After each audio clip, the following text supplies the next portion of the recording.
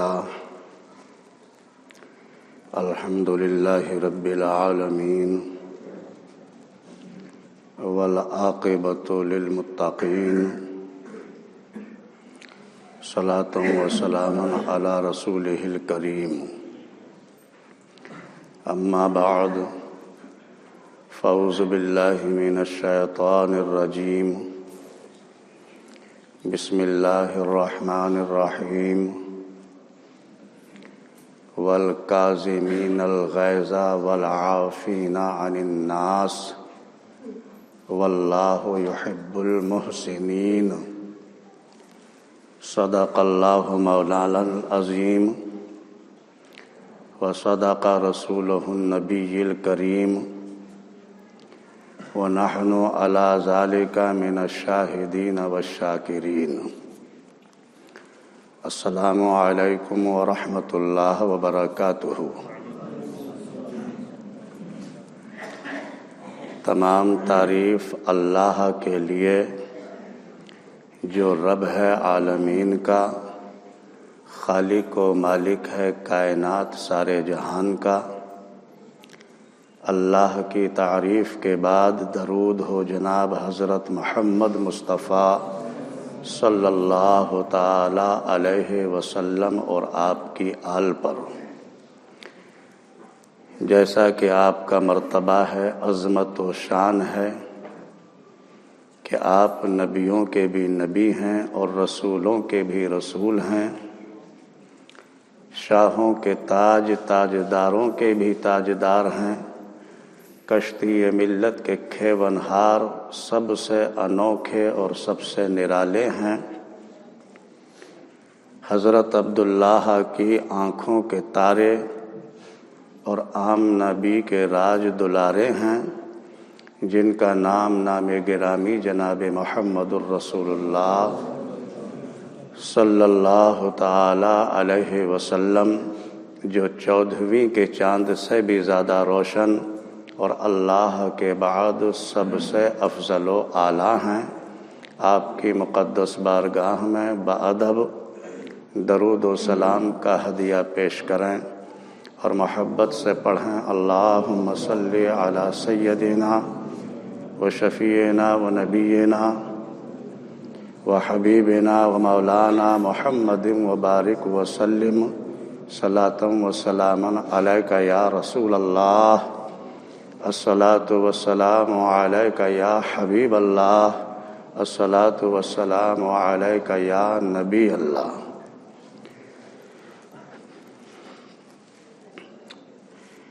جس آیت کریمہ کی تلاوت کی ہے وہ پارہ نمبر 4 اور رکوع نمبر 5 کی آیت ہے، جس کا خلاصہ یہ ہے والکاظمین الغیظ والعافین عن الناس واللہ یحب المحسنین، اور غصہ پینے والے اور لوگوں کو درگزر کرنے والے اور نیک بندے اللہ کے محبوب ہیں۔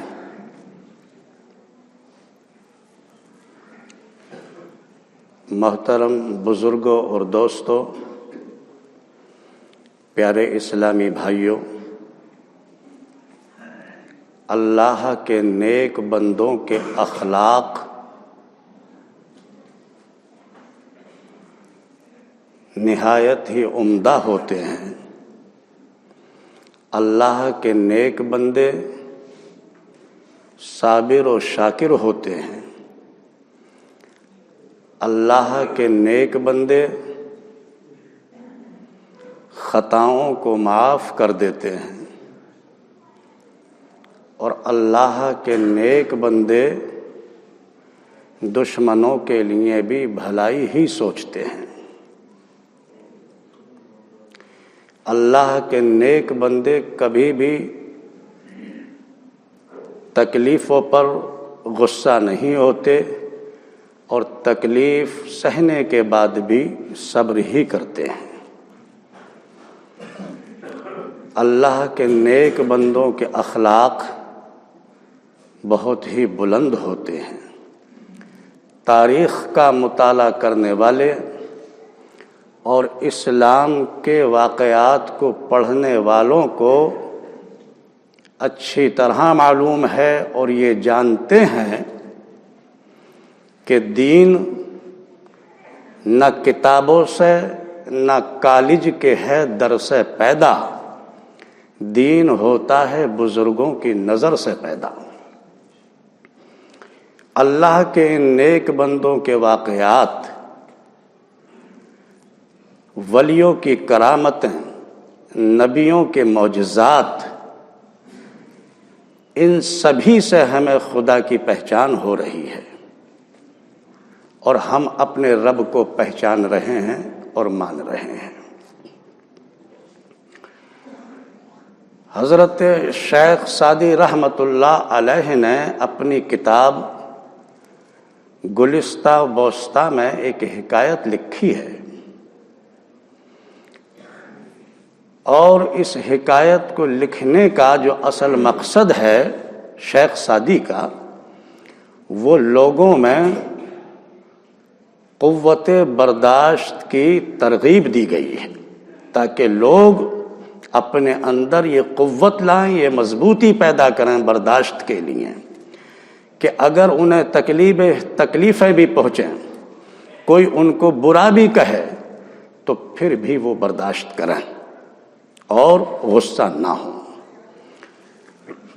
حکایت جو لکھی ہے، اس حکایت میں ایک عمر رسیدہ بزرگ کا ذکر کیا ہے کہ وہ بزرگ اپنی آخری عمر میں انہوں نے گوشہ نشینی اختیار کر لی، اور واقعی وہ بزرگ ایسے تھے کہ کوئی ان کے اندر نہ دکھاوا تھا اور نہ کوئی ڈھونگ تھا، یقیناً اللہ کے نیک بندوں میں ان کا شمار ہوا کرتا تھا۔ انہوں نے گوشہ نشینی اختیار کر لی، لیکن یہ انسان کی ایک فطرت بھی ہے، جیسا کہ حدیث پاک میں آتا ہے کل ذی نعمت محسود، یعنی ہر ذی نعمت پر حسد کیا جاتا ہے۔ کسی کے مال کو دیکھ کر، کسی کی عزت کو دیکھ کر، کسی کی شہرت کو دیکھ کر ایسے لوگوں کی تعداد زیادہ ہوا کرتی ہے جو وہ دوسروں کے مال، دوسروں کی عزت، دوسروں کی شہرت کو دیکھ کر حسد کیا کرتے ہیں۔ خود کا حال کچھ بھی صحیح، قطعاً پرواہ نہیں ہے، لیکن دوسروں کی عزت و شہرت کو دیکھ کر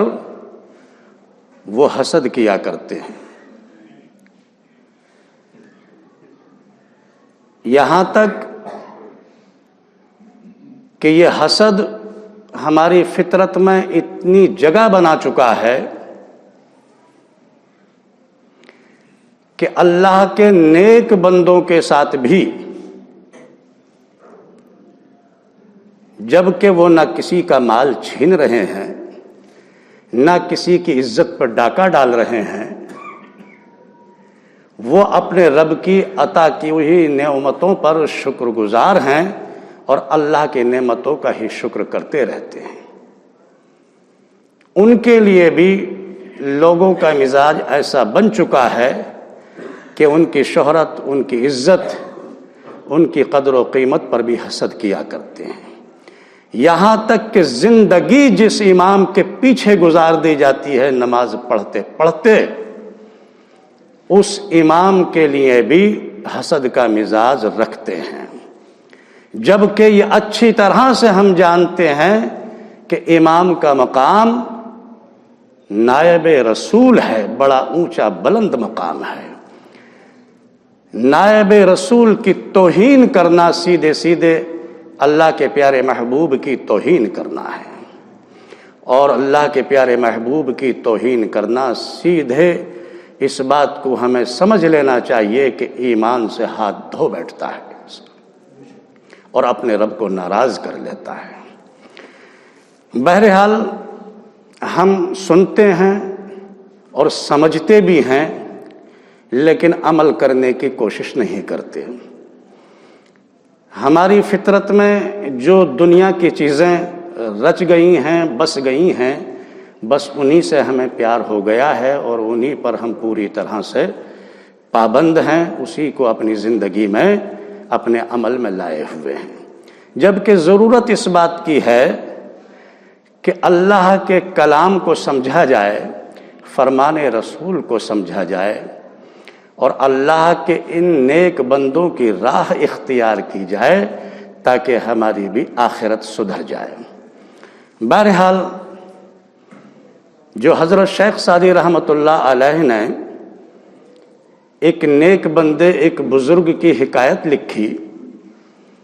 کہ وہ بزرگ اپنی آخری عمر میں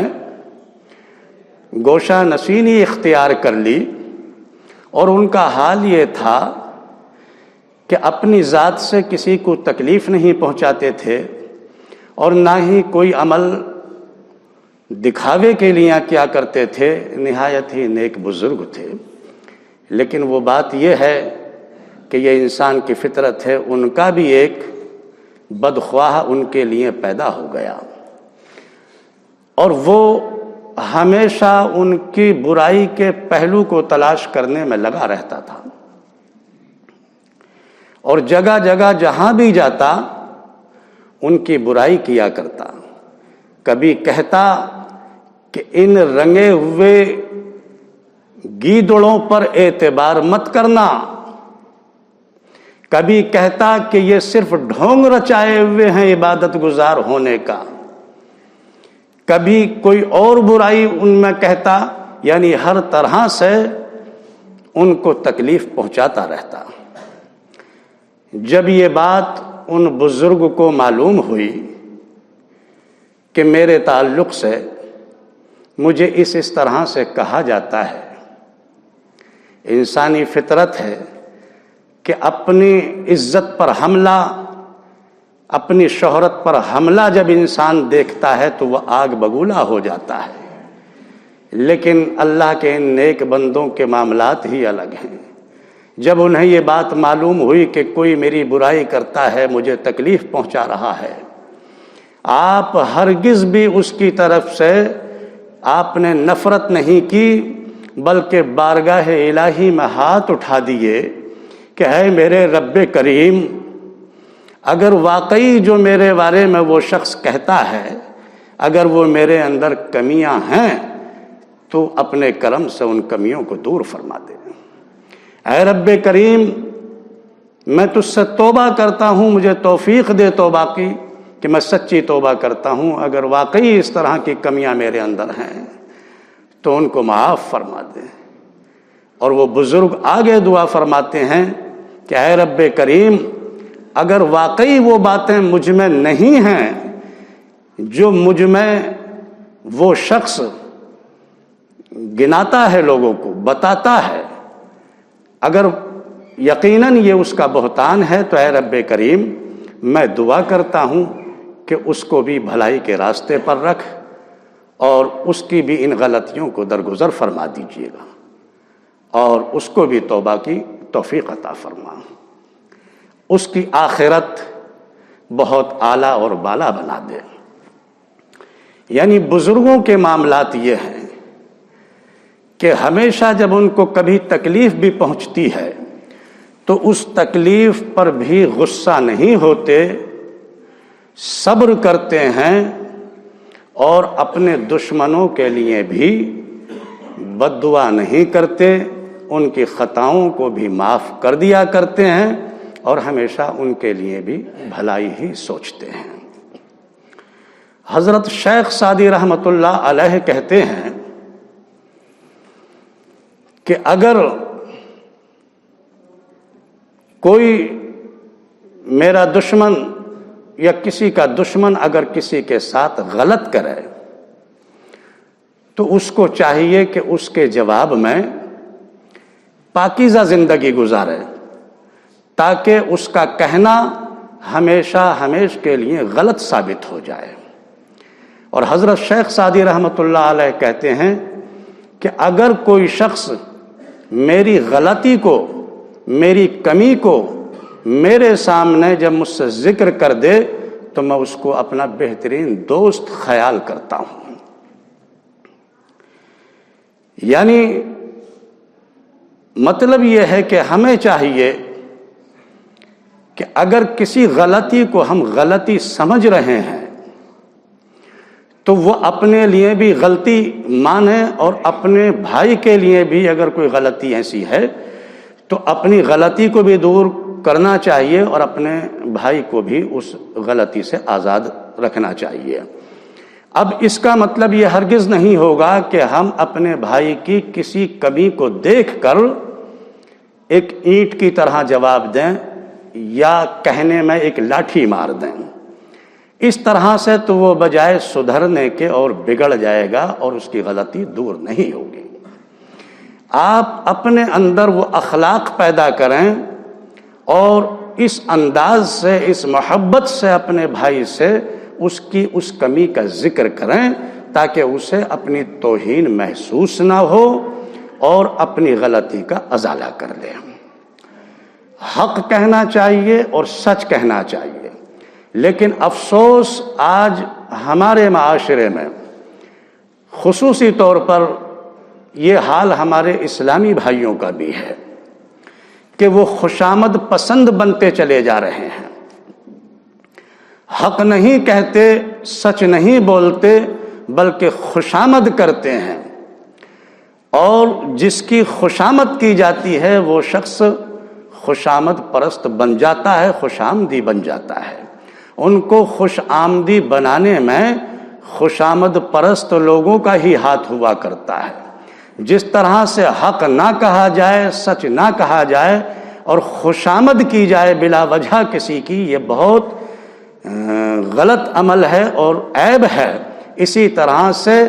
جو خوشامد کرا رہا ہے، جس کی خوشامد کی جا رہی ہے اور وہ بھی اس بات کو قبول کر رہا ہے اپنے حق میں، وہ صفت نہیں رکھتا، وہ خوبی نہیں رکھتا، لیکن بلا وجہ اس کی تعریف کر دی گئی، اس کی ہاں میں ہاں ملا دی گئی تو وہ بھی بہت زیادہ خوش ہو گیا، یعنی وہ خوشامدی بھی بہت بڑے عیب میں مبتلا ہے۔ ہم ہمیشہ حق اور سچ بولیں، اور سچی بات کو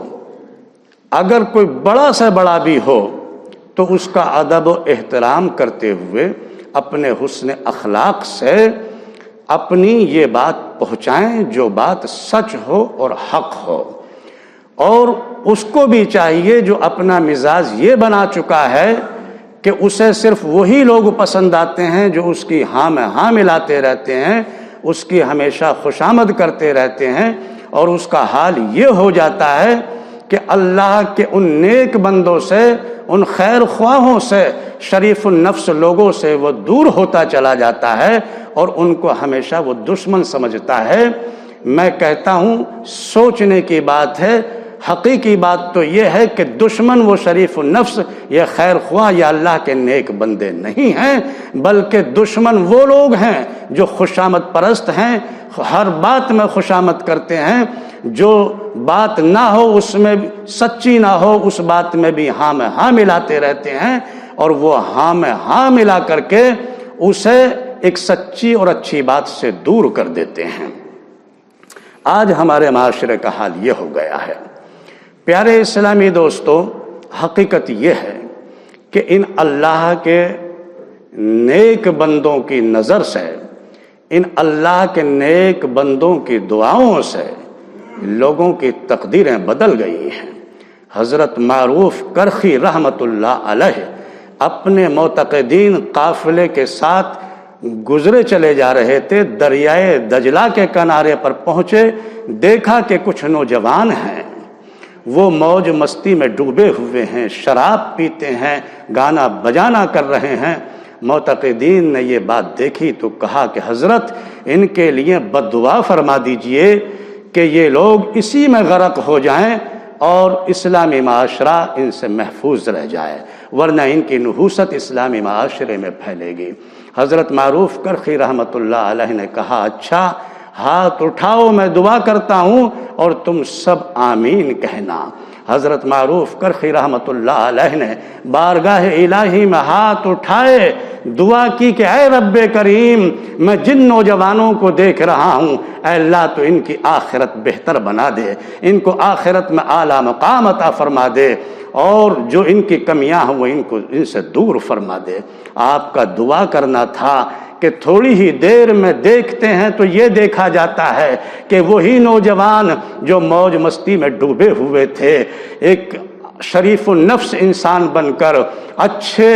آدمی بن کر حضرت معروف کرخی رحمۃ اللہ علیہ کی بارگاہ میں آتے ہیں، عرض کرتے ہیں کہ اے بزرگ، ہمارے تو اعمال، ہمارے تو حال بھی ایسے نہیں تھے، آپ نے ہمارے لیے ایسی دعا فرمائی ہے کہ یہ دنیا ہی نہیں بلکہ آخرت تک کے لیے کامیابی کی دعا فرمائی ہے۔ اے بزرگ، ہم سچے دل سے توبہ کرتے ہیں کہ اب ہم کبھی بھی شریعت محمدیہ سے دور نہیں رہیں گے اور شریعت محمدیہ پر عمل کرتے رہیں گے۔ تو میرے پیارے اسلامی بھائیوں، دیکھا آپ نے کہ بزرگوں کی دعاؤں سے، بزرگوں کی نظر سے تقدیریں بدل جایا کرتی ہیں۔ اسی لیے میں پھر کہتا ہوں کہ دین نہ کتابوں سے نہ کالج کے ہے در سے پیدا،